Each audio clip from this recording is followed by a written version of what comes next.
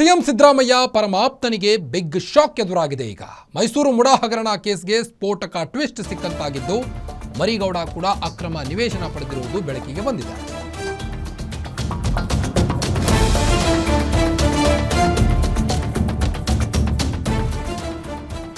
ಮೈಸೂರು ಮುಡಾ ಹಗರಣ ಕೇಸ್ಗೆ big twist. Siddaramaiah ಅತ್ಯಾಪ್ತನ ಅಕ್ರಮ ಬಯಲಾಗಿದೆ. ಈಗ ಮರಿಗೌಡ ಕೂಡ ಅಕ್ರಮ ನಿವೇಶನ ಪಡೆದಿರುವುದು ಬೆಳಕಿಗೆ ಬಂದಿರುವಂತದ್ದು. ಮುಡಾ ಮಾಜಿ ಅಧ್ಯಕ್ಷ ಮರಿಗೌಡ ಆಸ್ತಿಯನ್ನ ಈಗಾಗಲೇ ಮುಟ್ಟುಗೋಲು ಹಾಕಿಕೊಳ್ಳಲಾಗಿದೆ. ಮರಿಗೌಡಗೆ ಸೇರಿದ 10 ಸ್ಥಿರಾಸ್ತಿ ತಾತ್ಕಾಲಿಕವಾಗಿ ಮುಟ್ಟುಗೋಲು ಹಾಕಲಾಗಿದೆ. 6 ಅಕ್ರಮ ಮುಡಾ ಸೈಟ್ಗಳು, 3 ಸ್ಥಿರಾಸ್ತಿಗಳು, 20.85 ಕೋಟಿ ಮಾರುಕಟ್ಟೆ ಮೌಲ್ಯದ ಒಂದು ವಾಣಿಜ್ಯ ಕಟ್ಟಡವನ್ನ ಮುಟ್ಟುಗೋಲು ಹಾಕಲಾಗಿದೆ. ದಿನೇಶ್ ಕುಮಾರ್ ಸಹಾಯದಿಂದ ಅಕ್ರಮ ಸೈಟ್ ಪಡೆದಿದ್ದಂತ ಸಿಎಂ ಸಿದ್ದರಾಮಯ್ಯನವರ ಪರಮ ಆಪ್ತ ಮರಿಗೌಡ. ಈ ಹಿಂದೆ ಇಡಿ ವಿಚಾರಣೆಗೂ ಕೂಡ ಹಾಜರಾಗಿದ್ದಂತ ಮರಿಗೌಡ ಈಗ ಇಡಿಯಿಂದ ಮರಿಗೌಡಗೆ ಸೇರಿದಂತ ಕೆಲವೊಂದಿಷ್ಟು ಆಸ್ತಿಗಳನ್ನು ಮುಟ್ಟುಗೋಲು ಹಾಕಲಾಗಿದೆ. ಕೇಸ್ನಲ್ಲಿ ಇದುವರೆಗೂ 460 ಕೋಟಿ ಮೌಲ್ಯದ ಆಸ್ತಿಯನ್ನ ಮುಟ್ಟುಗೋಲು ಹಾಕಲಾಗಿದೆ. ನೀವು ದೃಶ್ಯದಲ್ಲಿ ಗಮನಿಸಬಹುದು, ಒಂದು ವಿಂಡೋದಲ್ಲಿ ಮರಿಗೌಡ ಮುಡಾ ಮಾಜಿ ಅಧ್ಯಕ್ಷರಾಗಿರುವಂಥದ್ದು. ಇವರ ಈಗ ಕೆಲವೊಂದಿಷ್ಟು ಆಸ್ತಿಗಳನ್ನು ಮುಟ್ಟುಗೋಲು ಹಾಕಲಾಗಿದೆ. ಮೈಸೂರು ಮುಡಾ ಹಗರಣ ಕೇಸ್ಗೆ ಈಗ ಸ್ಫೋಟಕ ತಿರುವು ಅಂತಾನೆ ಹೇಳ್ಬೋದು. ಮರಿಗೌಡ ಕೂಡ ಅಕ್ರಮ ನಿವೇಶನ ಪಡೆದಿರುವುದು ಈಗ ಬೆಳಕಿಗೆ ಬಂದಿದೆ. ಬನ್ನಿ ಬಗ್ಗೆನಷ್ಟು ಹೆಚ್ಚಿನ ಅಪ್ಡೇಟ್ಸ್ ಕೊಡ್ತಾ ಹೋಗ್ತಾರೆ ಕ್ರೈಮ್ ರಿಪೋರ್ಟರ್ ಅಜಯ್ ಗೌಡ. ಅಜಯ್ ಗೌಡ, ಈಗಾಗಲೇ ಮರಿಗೌಡಗೆ ಸಂಬಂಧಿಸಿದಂಥ ಕೆಲವೊಂದಿಷ್ಟು ಆಸ್ತಿಗಳನ್ನು ವಶಕ್ಕೆ ಪಡೆಯಲಾಗಿದೆ. ಏನಿದೆ ಹೆಚ್ಚಿನ ಡೀಟೇಲ್ಸ್ ಅಂತ?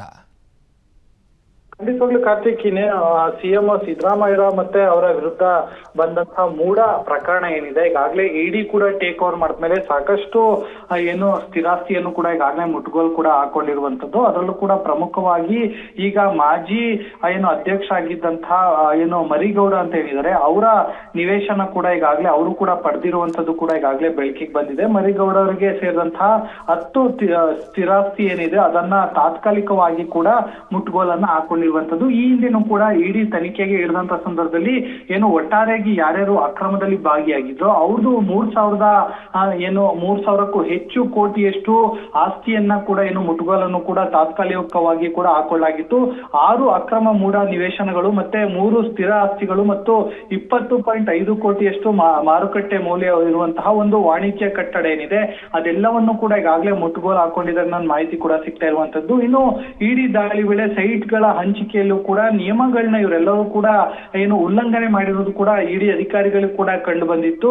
ಮರಿಗೌಡರಿಗೆ ಕೂಡ ಏನು ಸಹಾಯ ಮಾಡಿದ್ದು ಅಂತಂದ್ರೆ, ಈ ಹಿಂದೆ ಈಗಾಗಲೇ ಜೈಲು ವಾಸ ಅನುಭವಿಸಿದ್ದಂತ ಏನು ಮಾಜಿ ಆಯುಕ್ತರಾಗಿರುವಂತಹ ದಿನೇಶ್ ಕುಮಾರ್ ಅವರು ಕೂಡ ಈ ಒಂದು ಹಗರಣದಲ್ಲಿ ಕೂಡ ಇದ್ರು ಅನ್ನೋ ಒಂದು ಆರೋಪದ ಮೇಲೆ ಅವ್ರನ್ನು ಕೂಡ ಇಂಟ್ರಾಗೇಷನ್ ಮಾಡಿದ್ದು. ಅನಂತರ ಅವರು ಕೂಡ ಏನು ಶಿಕ್ಷೆ ಕೂಡ ಆಗಿತ್ತು. ಇನ್ನು ದಿನೇಶ್ ಕುಮಾರ್ ಅವರ ಸಹಾಯದಿಂದನೇ ಅಕ್ರಮವಾಗಿ ಸೈಟ್ ಅನ್ನ ಪಡೆದಿದ್ರು ಮರಿಗೌಡ ಅನ್ನೋ ಒಂದು ವಿಚಾರಗಳು ಕೂಡ ಈಗಾಗಲೇ ಗೊತ್ತಾಗ್ತಾ ಇದೆ.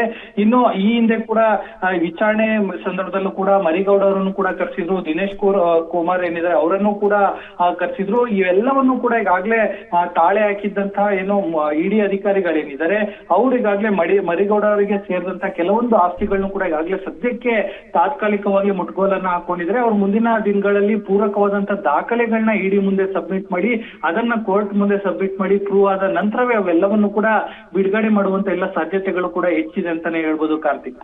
ಓಕೆ, ಥ್ಯಾಂಕ್ ಯು ತಮ್ಮೆಲ್ಲ ಮಾಹಿತಿಗಾಗಿ ಅಜಯ್ ಕುಮಾರ್.